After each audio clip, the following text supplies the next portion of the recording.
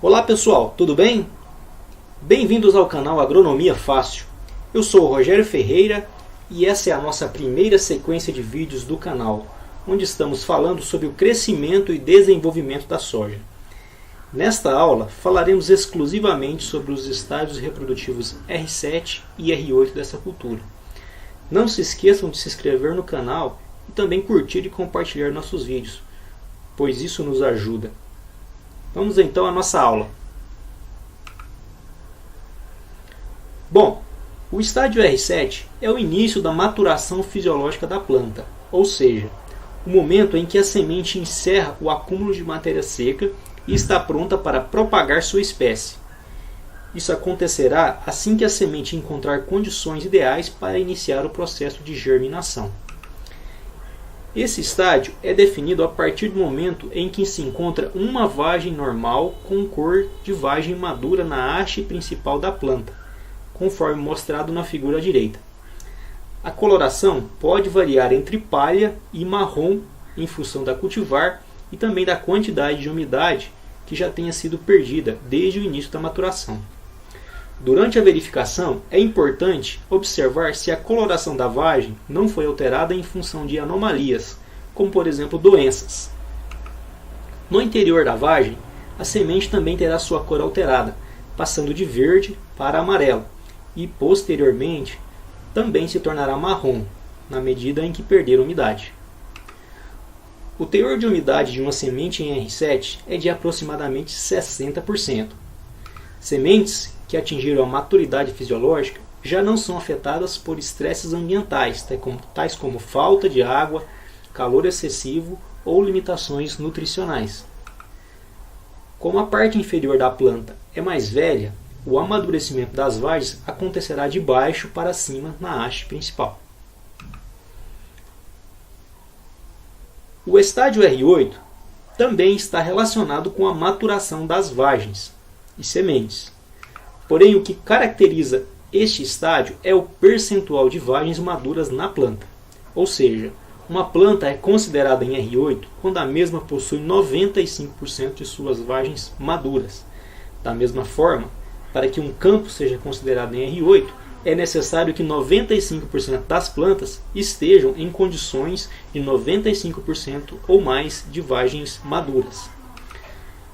O alcance de R8 não significa que a lavoura já pode ser colhida, pois o teor de umidade ainda não estará adequado para as condições de armazenamento de grãos. As sementes que maduraram primeiro no bacheiro da planta provavelmente já estarão bem mais secas, porém em média a umidade ainda estará alta. São necessários de 5 a 10 dias sem chuva para que a lavoura chegue a uma umidade próxima de 15%, que é o adequado para a colheita. A umidade ideal para armazenamento é em torno de 13%. Caso o grão seja entregue com umidade muito alta, haverá despesas de secagem, o que prejudicará a rentabilidade do produtor. Deixar o produto secar abaixo de 13% no campo também não é vantajoso, em função dos riscos de perda por abertura de vagem.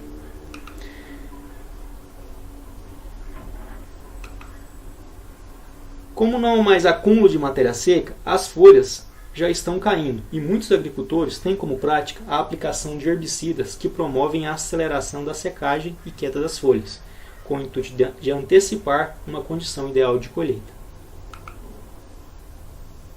Com a queda das folhas, os eventuais problemas relacionados à estande se tornarão visíveis, seja pela falta de plantas produzindo vagens, ou seja pelo acamamento causado por excesso de plantas por área. Para alcançar uma produtividade excelente, é necessário que o agricultor aplique as melhores práticas agronômicas, desde o planejamento da lavoura até o momento da retirada dos grãos do campo.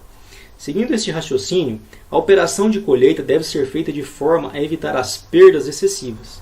Em muitos casos, o agricultor se dispõe de um curto período de tempo para a colheita em função do plantio do milho safrinha.